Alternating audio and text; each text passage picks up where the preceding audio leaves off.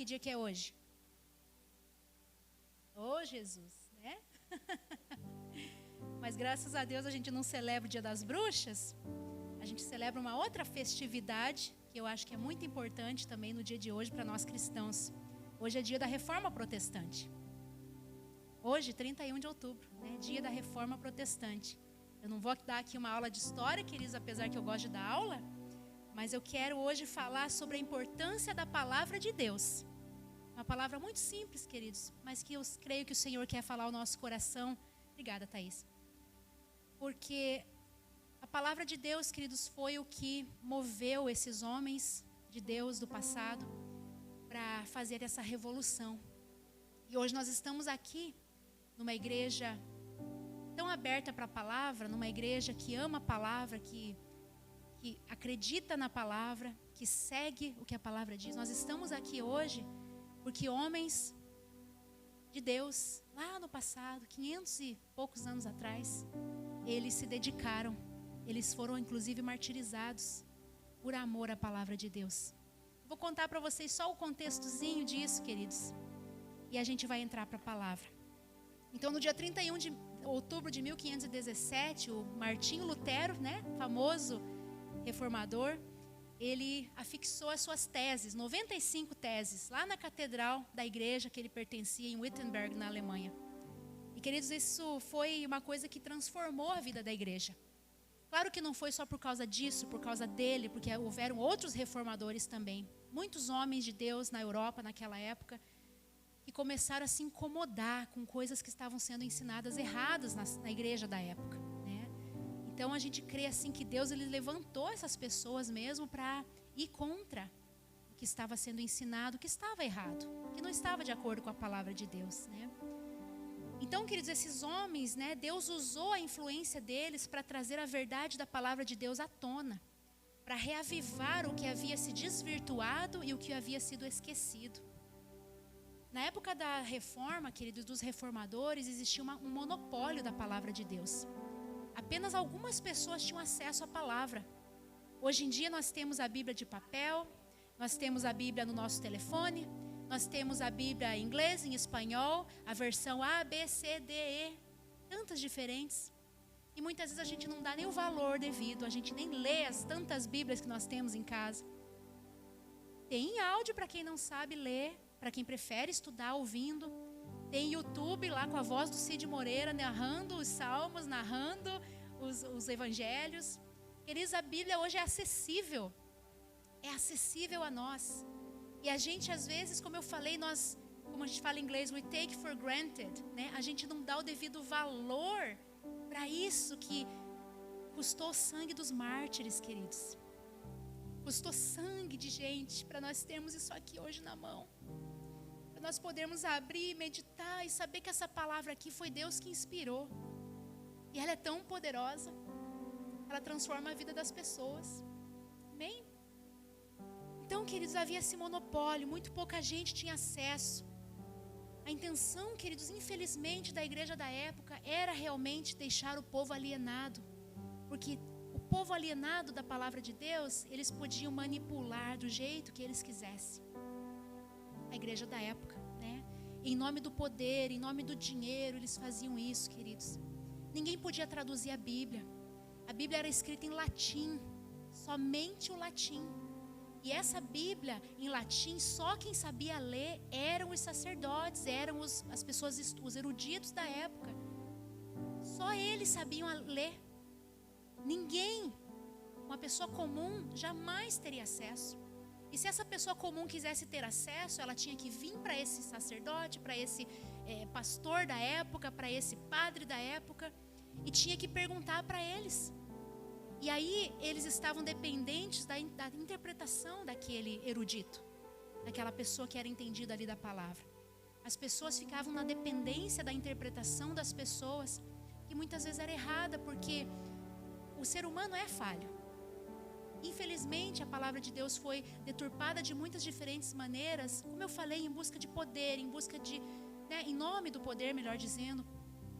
Então, queridos, as pessoas acabavam que elas ficavam totalmente sem acesso.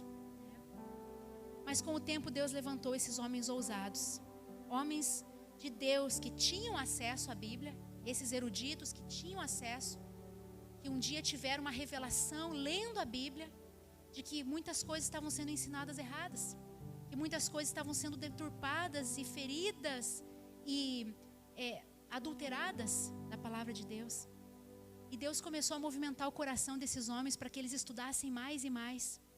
Se a gente vê a biografia de Lutero, a gente vê, né, ele foi um homem tão especial, apesar dos seus erros, claro, como um homem como a gente é, um homem comum. Mas ele começou a ler a Bíblia e ele começou a ver que a salvação, por exemplo, é por graça e não é por obras. Não importa o que a gente faça por aí. A gente acabou de falar de ser, né, de ter amor ao próximo, de doar. Só que de nada vale, queridos, a gente dar o salário inteiro para a hora missionária, se a gente não aceitar Jesus como Salvador da nossa vida e não entendermos que é a graça dele que nos salva. É simples, a salvação é simples. A salvação basta você aceitar Jesus no seu coração, convidá-lo a entrar na sua vida e ser o Senhor da sua vida. E as obras são importantes também, mas é uma consequência de alguém que é salvo. A gente ajuda, a gente dá, a gente colabora, a gente doa, porque nós somos salvos, não para sermos salvos. E naquela época era pregado isso, você tem que dar, você tem que doar para que você seja salvo. E a graça não era nem sequer mencionada. Jesus não era nem sequer mencionado. E Deus começou a usar a Bíblia desses homens que sabiam ler, sabiam interpretar, e eles começaram a ver. E Lutero, por exemplo, começou a ver, meu Deus, como assim? A salvação é por graça, eu não preciso de obras para ser salvo. E esse amor pela Bíblia e pela palavra de Deus, e esse desejo por saber mais, e esse zelo, queridos, foi o que movimentou esses homens para chegarem à reforma, que a gente conhece como reforma protestante. O que levou esses homens a esse desejo de uma igreja reformada foi uma coisa só: foi o temor a Deus e o zelo e o amor pela palavra. Foi mergulhado na palavra e sendo confrontados por ela que esses homens tiveram a coragem de fazer o que eles fizeram. Porque não foi fácil, como eu falei, eles foram martirizados por causa disso. Eles foram expulsos de suas igrejas por causa disso. Mas eles fizeram, queridos, por amor. Porque existia um temor ao Deus dessa palavra aqui. E eles não conseguiam mais viver do jeito que estavam vivendo. De pregar uma coisa que não existe.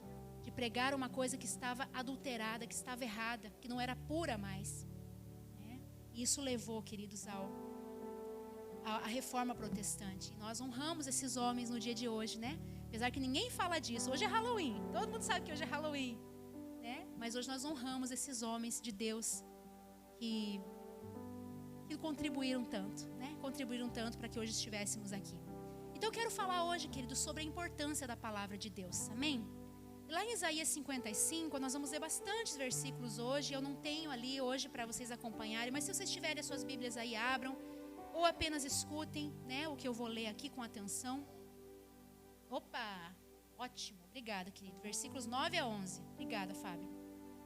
Assim como os céus são mais altos do que a terra, também os meus caminhos são mais altos do que os meus caminhos, e os meus pensamentos mais altos que os seus pensamentos. Assim como a chuva e a neve descem dos céus e não voltam para eles sem regarem a terra primeiro, fazerem brotar, florescer, para ela produzir semente para o semeador e pão para o que come, assim também ocorre com a palavra que sai da minha boca, diz o Senhor. Ela não voltará para mim vazia, mas fará o que desejo e atingirá o propósito para o qual a enviei. Que palavra poderosa! Hebreus 4:12 diz, pois a palavra de Deus é viva e eficaz, mais afiada que qualquer espada de 2 gumes. Ela penetra ao ponto de dividir alma e espírito, juntas e medulas, e julga os pensamentos e intenções do coração. A palavra de Deus é poderosa, queridos. Não é um livro qualquer, não é um livro comum. É o único livro que quando você abre e se deleita sobre ele, e você lê, você está lendo na presença do autor. Não existe nenhum outro livro, a menos que você ou teu marido tenham escrito o livro, que você abre o livro e começa a ler na presença do autor. Mas, queridos, a Bíblia é o único livro que você lê e o próprio autor, que é Deus, que é o Espírito Santo, te interpreta, te ajuda a interpretar, te ajuda a entender. Não é maravilhoso isso? É maravilhoso, queridos. E nós somos um povo que ama a Bíblia, amém? Nós temos que amar a Bíblia, queridos. Nós acreditamos na Bíblia. Nós cremos que ela é a inerrante palavra de Deus. E hoje, queridos, eu quero, a minha intenção aqui é fazer um resgate juntamente com vocês, olhar para a história desses reformadores, desses homens de Deus, e juntamente comigo e com vocês aqui, a gente fazer um resgate. Nós fazemos uma reafirmação da importância da palavra de Deus. Assim como lá no passado esses homens fizeram isso. Resgataram o que estava perdendo. Hoje também, quem sabe num nível menor, mas hoje também resgatar o amor pela palavra, o desejo por buscá-la. Isaías 55:1, a primeira parte desse versículo diz assim: venham, todos vocês que estão com sede, venham às águas. Nós precisamos ter sede da palavra de Deus, queridos. Mas só é saciado aquele que tem sede. Só é saciado quem tem sede. Quem não tem sede, fica sem tomar água numa boa. Mas se você está com muita sede, você vai ser saciado por aquela água, Você é saciado porque você teve sede. A pergunta é essa, queridos: quão sedentos nós temos sido pela palavra de Deus? Será que a gente tem tido sede da palavra de Deus ou não? Será que a gente tem sido como normalmente a gente é, que a gente não toma quase água, Eu, por exemplo, eu sei que eu tenho que tomar água. Tem que tomar pelo menos 2 litros por dia, é o que dizem os médicos, para a gente viver, para a gente ter uma subsistência saudável. Só que às vezes, eu tenho que botar, eu tenho uma garrafa lá de 2 litros que eu encho de manhã e eu fico com aquela meta, Com aquela meta de tomar aquela água durante o dia, porque eu sei que eu preciso. Assim é a palavra, queridos. Eu não posso sobreviver com um copo de água por semana. Eu não posso sobreviver, tomei água na segunda-feira, agora eu vou esperar até na outra segunda-feira para tomar água. Deixa eu falar outra coisa. Eu não posso tomar água domingo de manhã e ficar a semana inteira sem tomar água e só tomar água no domingo de manhã de novo. Muitas vezes nós fazemos isso. A gente vem para a igreja, nós aceitamos, nós ouvimos a palavra que é pregada aqui, nós lemos a nossa Bíblia, nós lemos ali quando o Fábio coloca, a gente presta atenção, até recebe, chega em casa, até posta alguma coisa sobre aquela palavra que ouviu. E aí ficamos a semana inteira sobrevivendo daquele copinho. Só que chega lá por quarta-feira, aquele copinho já começa, você já tem que ter tomado mais. Aquele copinho não é suficiente. É isso que muitas vezes a gente faz. Infelizmente, queridos. Então, quão sedentos nós temos sido pela palavra de Deus? Se você quiser crescer, se desenvolver, precisa de mais de 2 litros de água por dia. Se nós queremos crescer e desenvolver a nossa vida espiritual, nós precisamos tomar água todo dia. Independente do pastor, independente de qualquer coisa, nós temos acesso a essa palavra agora. Nós temos que reservar um tempinho por dia, queridos, para meditar na palavra de Deus, mesmo que seja um versículo só, mesmo que seja um pequeno texto da palavra de Deus, é importante. Leia, medite ali por 5 minutos, não vai estragar o teu schedule por causa disso. Muito pelo contrário, você vai crescer, você vai aprender, você vai ter um dia ainda mais produtivo. Eu te garanto, faça esse teste. Eu te garanto. Na Bíblia, querido, estão todas as respostas para a nossa vida, toda a direção que nós precisamos. Quantas vezes a gente está por aí, Nem a gente fala em inglês, eu vou traduzir para o português. A gente tem esse ditado aqui: correndo por aí como se fosse galinha sem cabeça, Correndo por aí, desesperado com as decisões que temos que tomar. Queridos, se tão somente a gente tomasse tempo para buscar Deus nas decisões que a gente tem que tomar, a gente evitaria tanto erro, evitaria tanta cabeçada, Então, queridos, na Bíblia estão todas as respostas, mas se não buscarmos, ela não entrará por osmose. Não entrará por osmose. Nós temos que ir lá na fonte e beber. Jeremias 29, 12 a 14 diz assim: então vocês clamarão a mim, virão a mim, e eu os ouvirei. Vocês me procurarão e me acharão quando me buscarem de todo o seu coração. Eu me deixarei ser achado por vocês, diz o Senhor, e os trarei de volta ao cativeiro. Na versão que eu mais gosto diz: e farei mudar a vossa sorte. Deus muda a nossa sorte, queridos, quando nós nos deixamos, quando nós encontramos Deus. Não sei você que é pai ou mãe aqui, se você já brincou de esconde-esconde com seu filho. Eu brincava muito com os meus.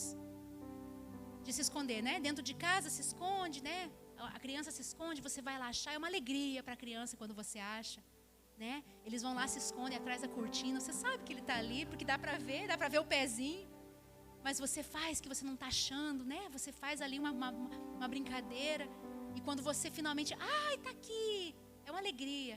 Quando a criança te acha também, né? Você se esconde, a criança te acha, você faz ali um barulhinho para a criança ir aonde você está. É uma alegria quando acha.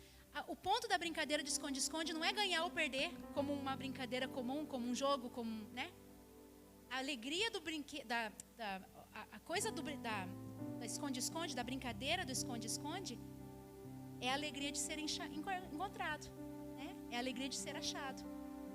Deus é assim, queridos. Deus é como as nossas crianças nesse sentido. Ele quer ser achado por nós. Ele quer ser encontrado por nós. Em fato, Isaías 45:15 diz: de fato, verdadeiramente, tu és um Deus que se esconde. Está escrito lá. Por que Deus se esconderia, queridos? Por que Deus usa essa analogia? Por que Deus usa essa expressão? Deus é um Deus que se esconde. Porque Ele quer ser achado. E como que nós vamos achar a Deus? Como que nós vamos encontrar a Deus? Não há melhor maneira para conhecê-lo, para encontrá-lo, do que através da palavra dEle. Aqui estão expostos o coração de Deus, o caráter de Deus. Não tem maneira melhor do que esquadrinhar a Bíblia para encontrar a Deus. E é isso que Deus quer, queridos. 2 Timóteo 3:16-17 diz assim: toda a escritura é inspirada por Deus e é útil para o ensino, para a repreensão, para a correção e para a instrução na justiça, para que o homem de Deus seja apto e plenamente preparado para toda boa obra. Queridos, a Bíblia é inspiração de Deus. Aí você pode dizer: ah, pastora, mas foram homens que escreveram. Muitas pessoas usam esse argumento, né? Claro que foi homem que escreveu. Deus não ia pedir para um cavalo, para um urso, para uma vaca escrever. Eles não escrevem, foi homens que escreveram, porque Deus deu essa missão para os homens escreverem. Mas é inspirada por Deus, queridos. É inspirada por Deus. A Bíblia é o único livro que todo se completa. São 66 livros aqui dentro, escrito por mais de 40 autores diferentes, num período de mais ou menos 1.500 anos. E nada se contradiz. Muito pelo contrário, tudo condiz, tudo converte para si mesmo. Tudo converte, uma coisa tem a ver com a outra, que tem a ver com a outra. Existem livros escritos sobre isso, da correlação da Bíblia. Um exemplo só eu vou dar para você. Isaías falou sobre Jesus 700 anos antes de Jesus nascer. Como que um homem ia saber que isso ia acontecer se não tivesse Deus falado para ele? Esse é só um exemplo, né?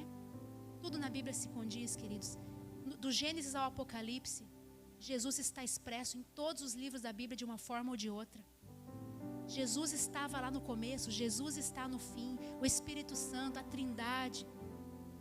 Tudo que Deus fez, nada se contradiz na Bíblia, queridos. Como pode esse livro não ser um livro especial? Nós não vamos achar outro livro assim. Então, amados, eu quero trazer de uma forma rápida aqui, para a gente não gastar muito tempo, alguns pontos sobre a importância da Bíblia. O que ela vai produzir em nós? Primeira coisa, vai produzir força. 1 João 2,14 diz: filhinhos, eu vos escrevi porque vocês conhecem o Pai. Pai, eu lhes escrevi porque vocês conhecem aquele que é desde o princípio. Jovens, eu lhes escrevi porque vocês são fortes e em vocês a palavra de Deus permanece e vocês venceram o maligno. Como podemos vencer o maligno? O nosso inimigo, nosso arqui-inimigo. Como que nós podemos vencer? Através da palavra que nos dá força. É a palavra que nos dá força, queridos. É a palavra de Deus que nos ajuda, que nos dá direção, estratégias, quando estamos lutando, quando estamos diante ali de uma afronta, diante de um problema, diante de uma loucura. Como o testemunho que eu contei hoje cedo, no início do culto, né? O testemunho do nosso encanamento lá. O que me deu força foi saber que a palavra de Deus diz que tudo coopera para o bem. Então eu tive força de saber, ok, Senhor, apesar dessa luta aqui que a gente enfrentou, a tua palavra disse isso, e isso me fortaleceu. E em qualquer momento da sua vida, queridos, Você pode ser fortalecido através dos versículos que estão aqui, dessa palavra que está escrita aqui. Segunda coisa, confiança e poder na oração é outra coisa que a palavra produz em nós. 1 João 5, 14 a 15. Essa é a confiança que temos ao nos aproximarmos de Deus. Se pedimos alguma coisa de acordo com a sua vontade, Ele nos ouve. E se sabemos que Ele nos ouve em tudo o que pedimos, sabemos que temos o que dele pedimos. Olha que coisa linda. Esse foi um dos primeiros versículos que eu decorei na minha vida. Eu era menina quando eu li, isso me chamou tanto a atenção. É a confiança que a gente tem. Se a gente pede alguma coisa e tem a certeza que Ele ouve, a gente pode ter também a certeza de que Ele vai fazer conforme a vontade dele, né? Por isso que é importante conhecer a vontade de Deus. Como que você vai orar a vontade de Deus se você não conhece a vontade de Deus? Como que eu vou receber se eu não conheço a vontade de Deus? É importante conhecer. O que a Bíblia diz a respeito, por exemplo, de enfermidades? Diz que Jesus já levou na cruz toda a enfermidade. Então, quando você está doente, você pode orar isso. Você pode orar a vontade de Deus, que é que todos sejam curados e que é que a gente acredite que o sacrifício do Filho dele não só nos deu garantia de salvação e vida eterna, mas também nos dá garantia de saúde para o nosso corpo físico. Então, Senhor, eu oro baseado na tua vontade. Jesus já levou na cruz todas as minhas, pelas pisaduras dele eu sou sarada. É um exemplo, né? Medo, quando a gente está com medo, o inimigo faz isso, faz a gente ter medo do futuro, medo de doença, medo de acontecer alguma coisa. Isso gera ansiedade, isso gera uma gama de coisas na nossa vida. Mas o que a Bíblia diz sobre o medo? O Senhor não nos deu espírito de medo, mas de poder, de amor, de uma mente sã. Como que eu vou conseguir guerrear isso em oração? E como que eu vou ter confiança e poder na oração que eu faço diante de uma situação de medo? Se eu oro simplesmente, ai Senhor, tira esse medo, Senhor, tira esse medo. Não, queridos. Eu oro porque eu sei o que a Bíblia diz. Eu não vou ter esse medo, Senhor. Eu entrego esse medo para o Senhor, porque a tua palavra diz isso, isso e aquilo. Amém, queridos? O que mais que a Bíblia produz em nós, amados? Purificação de pecado. João 17, 17. Santifica-os na verdade. A tua palavra é a verdade. É a verdade da palavra de Deus que purifica a gente do nosso pecado, queridos. Essa foi uma oração do próprio Jesus, né? Santifica-os na verdade. Jesus estava orando por nós nessa situação aqui. Sobre todas as pessoas que viriam a aceitá-lo. Jesus orou isso sobre a nossa vida que estamos aqui hoje. Salmo 119, 11. Guardei no coração a tua palavra para não pecar contra ti. É a palavra que nos ajuda, queridos, a nos mantermos santos. Tem esse grande avivalista, né, muito conhecido, chamado Dwight Moody. E ele falou uma frase muito interessante. Ele disse, ou esse livro me afasta dos meus pecados, ou os meus pecados me afastam desse livro.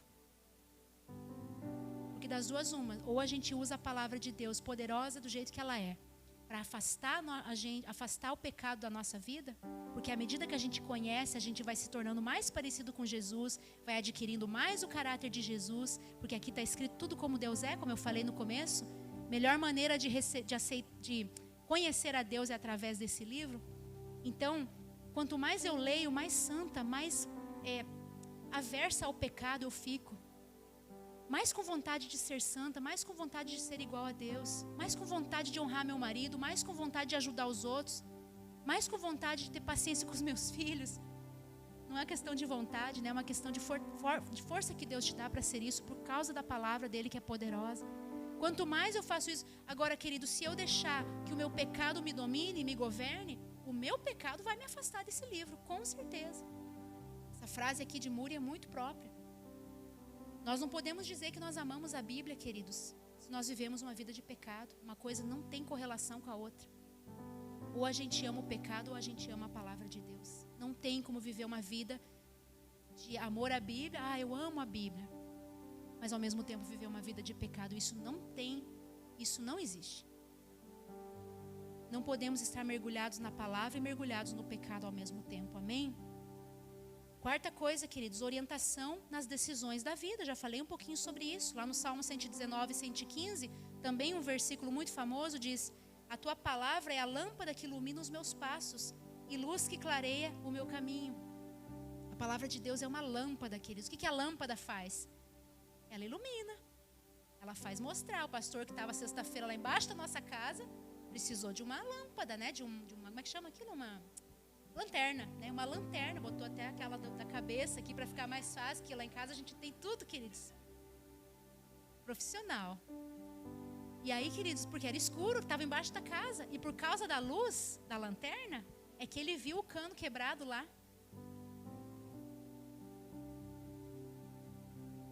Outro exemplo, né? Posso contar rapidinho aqui? Thaís e Fábio atolaram o carro, infelizmente, né? No lugar que a gente foi ontem, porque estava escuro. Era uma fazenda, era um cabin, e eles não viram que tinha lama ali e foram indo para um lugar, não viram a casa principal, ouviram e não acharam que era ali, foram para um lugar que atolou o carro, por falta de luz. A Bíblia é a luz, queridos. A palavra de Deus é lâmpada para os nossos pés, luz para os nossos caminhos. Diante de decisões que temos que tomar, e a gente tem que tomar o tempo inteiro, toda hora, a gente tem decisão para tomar, sejam decisões pequenas. Ai, será que eu faço hoje o quê? Faço pasta ou faço carne? Uma decisão boba. Ai, Senhor, onde é que a gente vai comer depois do culto? Vamos para casa ou vamos no Portillos? A gente sempre vai. Como decisões grandes, Senhor, eu vendo a casa ou não? Senhor, para onde que eu mando meu filho para a universidade, Senhor? Senhor, eu estou diante de 2 trabalhos aqui. Um é assim e outro é assim. Isso e isso faz aquilo, os 2 são bons. O que eu faço, Senhor? Ou decisões ainda mais fortes, Senhor. Eu tenho um parente aqui que está ligado às máquinas, eu tenho que decidir se desliga as máquinas ou não. Veja, decisões simples do dia a dia ou decisões fortes. Nós precisamos de Deus, queridos, para tudo. Nós precisamos da orientação da palavra, da lâmpada, iluminando o nosso caminho, nos dando direção. Amém? Falando em decisões, os reis de Israel, só um parênteses aqui, na época, né, dos reis, a gente lê lá no livro de 1ª e 2ª Reis, 1ª e 2ª Crônicas, era a obrigação dos reis de Israel ler as escrituras. Claro que naquela época a Bíblia não era compilada, eles tinham os pergaminhos, né? Eles tinham o livro de Isaías, o livro de Jeremias, os profetas, as crônicas, escribas, né? Escreviam o que acontecia, escreviam a história dos reis, e eles tinham que ler, queridos, eles tinham que meditar para que eles soubessem tomar decisões. Claro que a gente teve reis super bem-sucedidos em Israel. Davi era um deles, inclusive Davi amava a palavra de Deus. E a gente vê isso nos Salmos, o quanto ele se deleitava na palavra de Deus. E teve reis que foram terríveis, que não se importavam, que não olhavam para o que Deus dizia para eles fazerem, né? Não prestavam atenção nos profetas. O pastor acabou de falar aqui. Creia nos profetas e prosperareis, é o que a Bíblia diz. Naquela época tinha profetas. Os profetas recebiam de Deus a mensagem, entregavam para os reis. E muitas vezes eles acatavam, muitas vezes eles não acatavam. Engraçado, né? Quando acatavam eram bem-sucedidos. Quando não acatavam eram mal-sucedidos. O que mais que falta para a gente entender? Que a Bíblia é nossa lâmpada e guia nossas decisões. 5ª coisa, capacitação para testemunharmos da fé. 1 Pedro 3,15 diz: antes santifiquem Cristo como Senhor nos corações. Estejam sempre preparados para responder a qualquer que lhes pedir a razão da esperança que há em vocês. Temos que estar preparados. Agora que a gente está fazendo boas ações, né? No caso do Winter Coat Drive, por exemplo. Daqui a pouco a gente vai distribuir. E nossa intenção não é só dar o casaco para a pessoa ou dar a marmita para a pessoa, mas é também fazer uma oração. É também falar de Jesus para essas pessoas que estão tão desesperançadas. Como que a gente vai ter habilidade para fazer isso, capacidade para fazer isso, para testemunharmos, se nós não conhecermos a palavra de Deus, se nós não soubermos fazer uma oração, se a gente não souber o que Jesus fez por nós e para poder ali transmitir para aquela pessoa? Então a palavra também nos ajuda a isso, nos dá capacitação para a gente testemunhar. E para terminar, queridos, qual deve ser a nossa atitude com relação à palavra de Deus? Primeira coisa, desejar a palavra. 1 Pedro 2,2 diz: como crianças recém-nascidas, desejem de coração o leite espiritual puro, para que por meio dela cresçam para a salvação. A Bíblia é comparada com tantas diferentes coisas. Acabamos de ver que é comparado com uma lâmpada, e agora é comparado com leite. O que o leite é? É o primeiro alimento ali de uma pessoa, né? O bebezinho sai da barriga e já quer mamar, né? Porque sabe que o leitinho ali é o alimentozinho dele. Depois de adulto a gente não precisa mais de leite, aí é carne, feijão, né? Depois de adulto, não, depois de um certo tempo que a criança já está grandinha, e depois para a vida adulta toda. Mas, queridos, aqui fala que a palavra é como um leite, ou seja, não importa se a gente é novo convertido ou já é um convertido de tempo, sempre a gente vai precisar olhar a palavra como se ela fosse um leite. Sempre olhar a palavra como se a gente não soubesse nada, queridos. Porque, infelizmente, existe o risco da gente saber tanto que a gente começa a ser arrogante. Só o que eu falo vale, porque eu conheço a palavra. Infelizmente existe isso. Mas a Bíblia está dizendo aqui, é leite. Então, se você tem 45 anos de convertido e já conhece a Bíblia, tua Bíblia está toda estragada já de tanto que você lê, ainda assim considere como leite, porque você não é nada. Você é um bebê. Você tem tudo para aprender. Você já pode saber quase tudo, você ainda tem tudo para aprender. Porque a Bíblia é infinita no seu conhecimento, na sua sabedoria. Segunda coisa, amar a palavra. Amar o conteúdo desse livro. Não amar a Bíblia a ponto de, é tão linda a minha Bíbliazinha rosinha aqui, eu não vou nem abrir para não estragar. As folhas estão tudo coladinhas, eu vou deixar assim, porque assim que eu acho bonita, ó, ainda tá prateadinha aqui, ó. Se eu começar a usar, vai sair o prata aqui, eu não quero que saia. Não, queridos. Bíblia Bíblia amada é Bíblia riscada, é Bíblia com marca de lágrima, é Bíblia toda rasurada, é Bíblia, sabe, colorida, porque você coloriu ali os versículos para que Deus falou com você. São Bíblias que têm anotações dos lados daquilo que Deus falou com você naquele dia. Uma das minhas maiores tristezas, queridos, e as pessoas que me conhecem que sabem, é a minha Bíblia que eu trouxe do Brasil. Na verdade era do pastor, mas eu que usava mais porque ele tinha uma outra. E era a Bíblia que eu amava, que eu chorava. Eu já sabia até onde estava a localização de certos versículos, porque eu já tinha escrito alguma coisa ali. Quando eu lembrava, eu já ia direto. Ela ficou no carro que foi roubado, aqui de dentro da frente da igreja, né? Em 2018, nosso carro foi roubado. E a Bíblia foi junto. Eu fiquei muito triste. Até hoje eu não me conformo. Mas eu oro para que alguém tenha pego essa Bíblia. Um brasileiro, né? Porque era uma Bíblia em português. Tenha pego essa Bíblia e pelo menos feito bom uso dela. Queridos, Bíblia amada é Bíblia surrada. Claro que depois de um tempo, chega um tempo que ela começa até a se desmantelar. Minha mãe tinha uma Bíblia assim, que ela se desmantelava. Aí tem que comprar uma nova Bíblia e começar a anotar tudo de novo. O leitinho, que você, de tanto ver risco aqui, você acha que já sabe muito? Não, pega uma Bíblia nova para ver. Leite. Você começa tudo de novo. Tem gente que usa uma Bíblia por ano. Todo ano. Porque Deus vai falando, querido. Você pode ler o mesmo versículo 150 vezes. Cada vez Deus vai falar uma coisa diferente com você. Porque a Bíblia ela é viva. Ela é um livro vivo. Ela não é um livro estagnado. É a revelação da palavra de Deus. É aquilo. Você lê um negócio assim. Você compartilha com alguém. A pessoa fala, nunca olhei esse versículo desse jeito. E é verdade. Porque a Bíblia é assim. Terceira coisa. Conhecer, crer e praticar. Tiago 1:22, sejam praticantes da palavra e não apenas ouvintes, enganando vocês mesmos. Eles, quando a palavra entra como revelação no nosso coração, não tem como permanecer sem praticá-la. É uma coisa que leva a outra. Você conhece, você medita e você começa a praticar. Como o versículo que a gente usou para o ofertório. É para amar o outro? É para amar os demais? É para amar não só de palavra, mas em ação e em verdade? Então, amém, vamos praticar. Vamos praticar. Não é só conhecimento, não é só adquirir informação. É praticar a palavra, é isso que Deus quer de nós.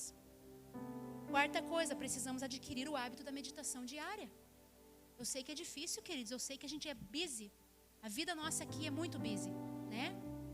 Quando a gente vê, já é domingo de novo. Quando a gente vê, já é domingo de novo. Vocês têm essa sensação? Que é tão corrida a vida, né? É tanta coisa durante a semana, é tanta correria.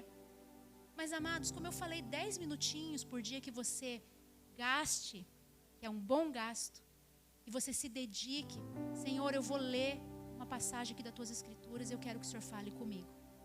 Lembra que você lê sempre na presença do autor? O autor vai te ajudar. E ele vai ali te ministrar. Naqueles 10 minutinhos, eu tenho certeza. Aí chega um momento, queridos, que a gente quer mais, né? Que só 10 minutinhos não basta. Mas pode começar com 10 minutinhos, com 5 minutinhos pode começar. Assim também a oração, né? Oração e leitura bíblica, queridos, é muito importante. É uma disciplina espiritual, né? Deixa eu só ler o versículo sobre isso. Olha que lindo esse versículo, sobre adquirir o hábito, né? Josué 1:8. Não deixe de falar as palavras desse livro da lei e de meditar nelas de dia e de noite, para que você cumpra fielmente tudo o que nele está escrito. Não só os seus caminhos prosperarão, mas você será bem-sucedido. Se queremos ser bem-sucedidos, se queremos prosperar, e eu creio que todo mundo aqui quer prosperar, e eu não falo só de prosperidade financeira, porque quando a gente fala em prosperidade é isso que vem na mente. Prosperidade financeira, não é isso. Quer prosperar na tua saúde, no relacionamento com os teus filhos, quer prosperar no teu casamento, quer prosperar na tua vida espiritual, quer prosperar em finanças inclusive, quer prosperar na tua vida acadêmica, quer aprender inglês finalmente? Queridos, dependa da palavra de Deus. Ainda mais agora você é um professor. Felipe é professor de inglês, queridos. E é bom, hein? Ele é bom. Fala com ele se você precisar. Qual é a receita para prosperar, queridos? É meditar e obedecer. Meditar e praticar a palavra. Né? Receita para prosperar. Foi o que Deus falou ali para Josué, né? Vamos falar dos judeus, né? Judeus em geral. É o povo mais próspero da terra. Judeu, né? Tudo o que Israel já viveu nesse, né? Desde Abraão. Tudo que Israel já passou. Até os tempos modernos agora. A gente vê sempre Israel se levantando. A gente vê sempre Deus usando pessoas para abençoar Israel. A Bíblia diz, ore por Israel para que você seja abençoado. Né? E o judeu em si é uma pessoa sempre muito próspera, né? Os bairros mais ricos aqui de Chicago são compostos por famílias judias. É impressionante. É a bênção que estava sobre Abraão, né? Deus falou que Abraão seria próspero e a descendência dele seria próspera. E a gente vê isso até hoje, queridos. Para ver como a palavra é verdadeira. Né? A palavra de Deus que foi dada para Abraão, até hoje, ela continua e ela vai continuar. Né? Queridos, Daniel 10, 11 e 12 diz assim, e esse é o último versículo, amados. E ele disse, Daniel, você é muito amado. Preste bem atenção ao que eu vou lhe falar. Levante-se, pois eu fui enviado a você. Quando ele me disse isso, pus-me em pé tremendo. Isso é um anjo falando com Daniel. E ele prosseguiu, não tenha medo, Daniel. Desde o primeiro dia que você decidiu buscar entendimento e humilhar-se diante do seu Deus, suas palavras foram ouvidas. E eu vim em resposta a elas. Daniel aqui estava jejuando. Estava orando por uma situação específica, né, que ele estava vivendo. E a resposta não vinha, queridos, e a resposta não vinha, e a resposta não vinha. Já passou isso com você? De orar, buscar Deus, ler a Bíblia. Parece que a resposta não vem. Né? Nesse caso aqui, Deus mandou um anjo consolar Daniel. Olha, Daniel, não veio a resposta ainda? Inclusive, depois disso, ele explica por quê. É porque tinha um demônio impedindo as orações de Daniel. Tentando impedir, né? As orações de Daniel. Mas o anjo ali falou para Daniel, né? O anjo de Deus falou, desde o primeiro momento que você decidiu se humilhar e buscar entendimento, não só, isso aqui não é focado tanto na oração de Daniel, no jejum de Daniel. Eu não quero que a gente foque nisso, apesar que esse é o principal motivo do anjo ter vindo, para dar esse consolo. Mas o anjo falou, desde o momento que você decidiu buscar entendimento e se humilhar diante do seu Deus, as suas palavras foram ouvidas. Isso me diz o seguinte, queridos, que mesmo antes de Daniel ter começado o seu jejum, mesmo antes dele ter começado a orar, Deus já tinha visto a busca dele. E esse que é o ponto. A busca por entendimento. E onde é que Daniel buscava entendimento?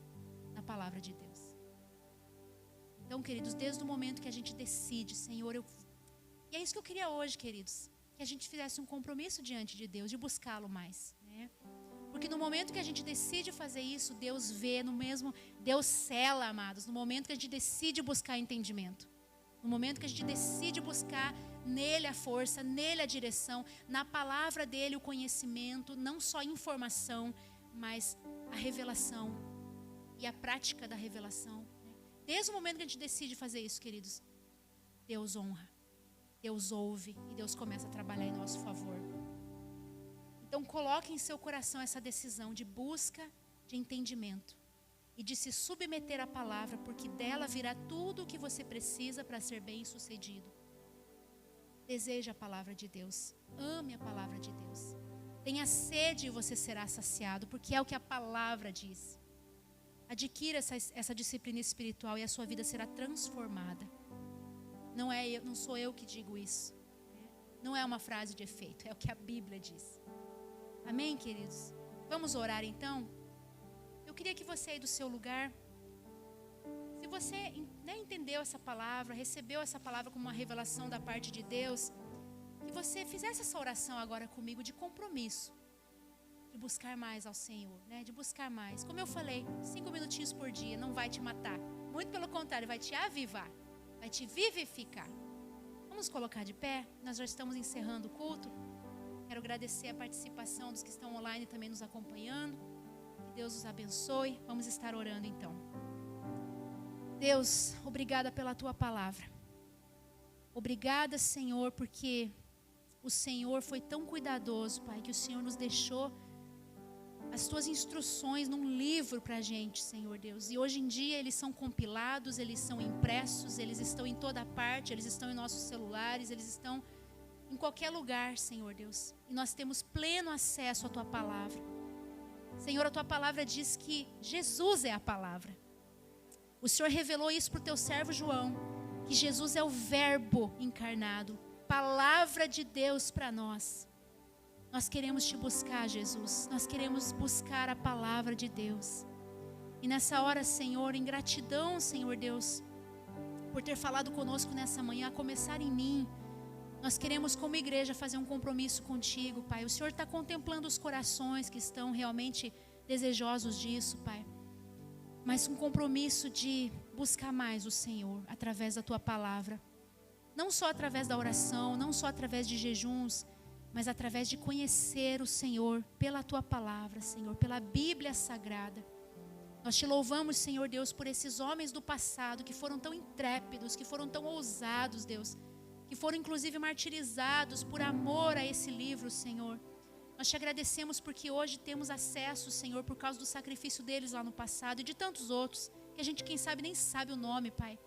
Mas o Senhor conhece, Pai querido, e eu quero te agradecer por isso. Te agradecer porque hoje, Senhor, os nossos olhos não se fixam no Halloween, mas nossos olhos se fixam nesse dia especial de honra à tua palavra, Senhor.